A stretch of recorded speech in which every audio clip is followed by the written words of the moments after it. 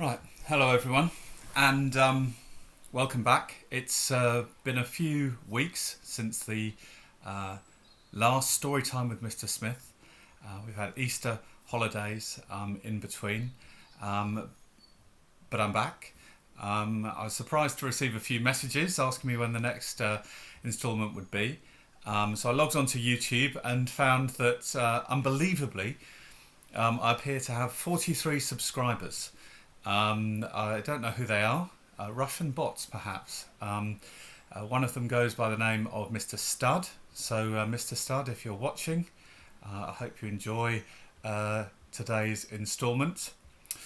In other developments, I've found this, which is my wife's Hufflepuff scarf. So I don't know what house I would be. I don't think Hufflepuff.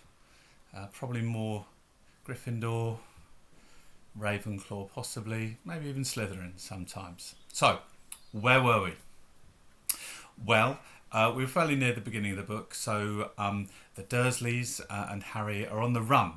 They're on the run and they're trying to avoid the invitations from Hogwarts inviting Harry to start the term. And when we pick up the story, they're sort of taking refuge in a hotel. So here we have the book. So let's start. Wouldn't it be better to just go home, dear? Aunt Petunia suggested timidly, hours later, but Uncle Vernon didn't seem to hear her. Exactly what he was looking for, none of them knew. He drove them into the middle of a forest, got out, looked around, shook his head, got back in the car, and off they went again. The same thing happened in the middle of a ploughed field, halfway across a suspension bridge, and at the top of a multi-storey car park. Daddy's gone mad, hasn't he? Dudley asked Aunt Petunia dully, late that afternoon. Uncle Vernon had parked at the coast, locked them all inside the car, and disappeared. It started to rain. Great drops beat on the roof of the car. Dudley snivelled. It's Monday, he told his mother. The great Umberto's on tonight. I want to stay somewhere with the television. Monday. This reminded Harry of something. It was Monday. And you could usually count on Dudley to know the days of the week because of television. Then tomorrow, Tuesday, was Harry's 11th birthday. Of course, his birthdays were never exactly fun. Last year, the Dursleys had given him a coat hanger and a pair of Uncle Vernon's old socks. Still, you weren't 11 every day. Uncle Vernon was back and he was smiling. He was also carrying a long, thin package and didn't answer Aunt Petunia when she asked what he'd bought. Found the perfect place, he said. Come on, everyone out. It was very cold outside the car. Uncle Vernon was pointing at what looked like a large rock way out at sea. Perched on top of the rock was the most miserable little shack you can imagine. One thing was certain, there was no television in there.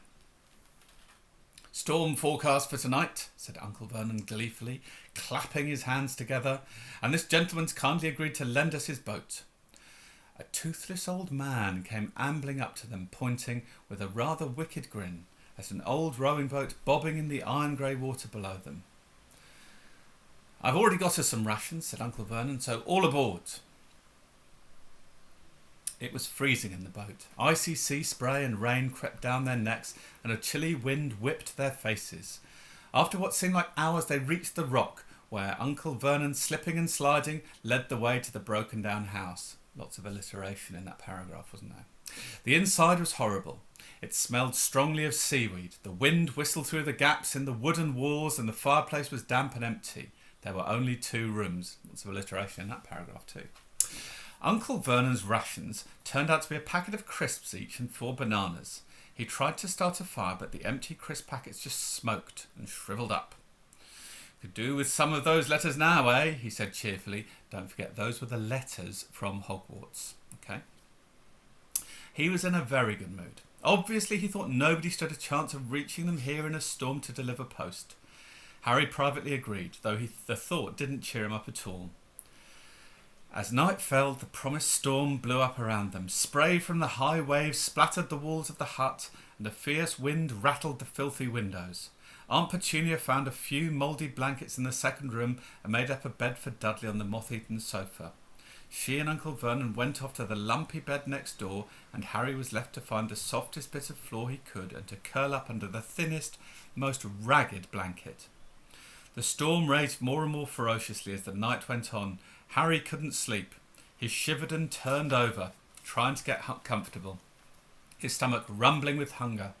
Dudley's snores were drowned by the low rolls of thunder that started near midnight. The lighted dial of Dudley's watch, which was dangling over the edge of the sofa on his fat wrist, told Harry he'd be 11 in 10 minutes' time. He lay and watched his birthday tick nearer, wondering if the Dursleys would remember at all, wondering where the letter writer was now. 5 minutes to go. Harry heard something creak outside. He hoped the roof wasn't going to fall in, although he might be warmer if it did. 4 minutes to go. Maybe the house in Privet Drive would be so full of letters when they got back that they'd be able to steal one somehow. 3 minutes to go. Was that the sea slapping hard on the rock like that? And 2 minutes to go. Was that the funny crunching noise? Was the rock crumbling into the sea? It's good onomatopoeia in that paragraph. 1 minute to go and it'd be 11. 30 seconds. 29. 10. Maybe he'd wake Dudley up just to annoy him. 3, 2, 1. Boom. The whole shack shivered, and Harry sat bolt upright, staring at the door. Someone was outside, knocking to come in. I wonder who that could be. So this is chapter 4, The Keeper of the Keys. Boom. They knocked again. Dudley jerked awake. "Where's the cannon?" he said stupidly. There was a crash behind them, and Uncle Vernon came skidding into the room. He was holding a rifle in his hands. Now they knew what had been in the long, thin package he had brought with them. "Who's there?" he shouted. "I warn you, I'm armed." There was a pause, and then smash. The door was hit with such force that it swung clean off its hinges, and with a deafening crash landed flat on the floor. A giant of a man was standing in the doorway. His face was almost completely hidden by a long, shaggy mane of hair and a wild tanga beard. Who could that be? But you could make out his eyes glinting like black beetles under all the hair. The giant squeezed his way into the hut, stooping so that his head just brushed the ceiling. He bent down, picked up the door and fitted it easily back into its frame. The noise of the storm outside dropped a little. He turned to look at them all. "Couldn't make a cup of tea, could you? It's not been an easy journey." He strode over to the sofa where Dudley sat frozen with fear. "Budge up, you great lump," said the stranger. Dudley squeaked and ran to hide behind his mother, who was crouching, terrified, behind Uncle Vernon. "And here's Harry," said the giant. Harry looked up into the fierce, wild, shadowy face and saw that the beetle eyes were crinkled in a smile. "Last time I saw you, you was only a baby," said the giant. "You look a lot like your dad, but you got your mum's eyes." Uncle Vernon made a funny rasping noise. I demand that you leave at once, sir," he said. "You are breaking and entering." "Oh, shut up, Dursley, you great prune," said the giant. He reached over the back of the sofa, jerked the gun out of Uncle Vernon's hands, bent it into a knot as easily as if it had been made of rubber, and threw it into the corner of the room. Uncle Vernon made another funny noise, like a mouse being trodden on. "Anyway, Harry," said the giant, turning his back on the Dursleys, "a very happy birthday to you. Got something for you here. I might have sat on it at some point, but it'll taste all right." From an inside pocket of his black overcoat, he pulled a slightly squashed box. Harry opened it with trembling fingers. Inside was a large, sticky chocolate cake with "Happy Birthday, Harry" written on it in green icing. Harry looked up at the giant. He meant to say thank you, but the words got lost on the way to his mouth. And what he said instead was, "Who are you?" The giant chuckled. "True, I haven't introduced myself. Rubeus Hagrid, keeper of the keys and grounds at Hogwarts." He held out an enormous hand and shook Harry's whole arm. "What about that tea then, eh?" he said, rubbing his hands together. "I'd not say no to something stronger if you got it, mind." His eyes fell on the empty grate with the shrivelled crisp packet in it, and he snorted. He bent down over the fireplace. They couldn't see what he was doing, but when he drew back a second later, there was a roaring fire there. It filled the whole damp hut with flickering light, and Harry felt the warmth wash over him as though he'd sunk into a hot bath. The giant sat back down on the sofa, which sagged under his weight, and began taking all sorts of things out of the pockets of his coat. A copper kettle, a squashy packet of sausages, a poker, a teapot, several chipped mugs, and a bottle of some amber liquid, which he took a swig from before starting to make tea. Soon the hut was full of the sound and smell of sizzling sausage. Onomatopoeia and alliteration there. Soon the hut was full of the sound and smell of sizzling sausage. Nobody said a thing while the giant was working, but as he slid the first 6 fat, juicy, slightly burnt sausages from the poker, Dudley fidgeted a little. Uncle Vernon said sharply, "Don't touch anything he gives you, Dudley." The giant chuckled darkly. "Your great puddin' of a son don't need fattening any more, Dursley. Don't worry." He passed the sausages to Harry, who was so hungry he had never tasted anything so wonderful, but he still couldn't take his eyes off the giant. Finally, as nobody seemed about to explain anything, he said, "I'm sorry, but I still don't really know who you are." The giant took a great gulp of tea and wiped his mouth with the back of his hand. "Call me Hagrid," he said. "Everyone else does. Like I told you, I'm keeper of the keys at Hogwarts. You'll know all about Hogwarts, of course."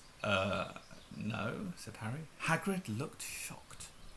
"Sorry," said Harry quickly. "Sorry?" barked Hagrid, turning to stare at the Dursleys, who shrank back into the shadows. "It's them as should be sorry. I knew you weren't getting your letters, and I never thought you wouldn't even know about Hogwarts, for crying out loud. Did you never wonder what your parents learnt at all?" "All what?"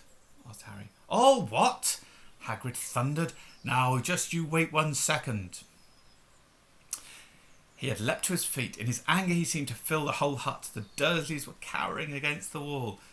"Do you mean to tell me," he growled at the Dursleys, "that this boy knows nothing about anything?" Harry thought this was going a bit far. He'd been to school after all, and his marks weren't bad. "I know some things," he said. "I can, do maths and stuff." But Hagrid simply waved his hands as about our world. "I mean your world, my world, your parents' world." "What world?" Hagrid looked as if he were about to explode. "Dursley!" he boomed. Uncle Vernon, who had gone very pale, whispered something that sounded like "mumble wimble." Hagrid stared wildly at Harry. "But you must know about your mum and dad," he said. "I mean, they're famous. You're famous." "What? My mum and dad weren't famous, were they?" You don't know. Hagrid ran his fingers through his hair, fixing Harry with a bewildered stare. "You don't know what you are?" he said finally. Uncle Vernon suddenly found his voice. "Stop," he commanded. "Stop right there. I forbid you to tell the boy anything." A braver man than Vernon Dursley would have quailed under the furious look Hagrid now gave him. When Hagrid spoke, his every syllable trembled with rage. You never told him what was in the letter Dumbledore left for him. I was there. I saw Dumbledore leave it, Dursley, and you've kept it from him all these years." "Kept what from me?" said Harry eagerly. "Stop! I forbid you!" yelled Uncle Vernon in panic.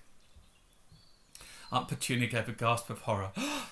Go boil your heads, both of you," said Hagrid. "Harry, you're a wizard." There was a silence in the hut. Only the sea and the whistling wind could be heard. "I'm a what?" gasped Harry. "A wizard, of course," said Hagrid, sitting back down on the sofa, which groaned and sank even lower. "And a thumping good 'un, I'd say, once you've been trained up a bit.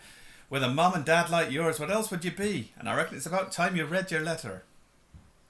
Harry stretched out his hand at last to take the yellowish envelope, addressed in emerald green to Mr. H. Potter, the floor, hut on the rock, the sea. He pulled out the letter and read. "Hogwarts School of Witchcraft and Wizardry. Headmaster Albus Dumbledore, Order of Merlin, First Class, Grand Sorcerer, Chief Warlock, Supreme Mugwump, International Confederation of Wizards. Dear Mr. Potter, we're pleased to inform you that you have a place at Hogwarts School of Witchcraft and Wizardry. Please find enclosed a list of all necessary books and equipment. Term begins on 1st of September. We await your owl by no later than 31st of July. Yours sincerely, Minerva McGonagall, Deputy Headmistress. Questions exploded inside Harry's head like fireworks, simile there, and he couldn't decide which to ask first. After a few minutes he stammered, "What does it mean they await my owl?" "Galloping Gorgons, that reminds me," said Hagrid, clapping a hand to his forehead with enough force to knock over a cart horse, and from yet another pocket inside his overcoat he pulled an owl.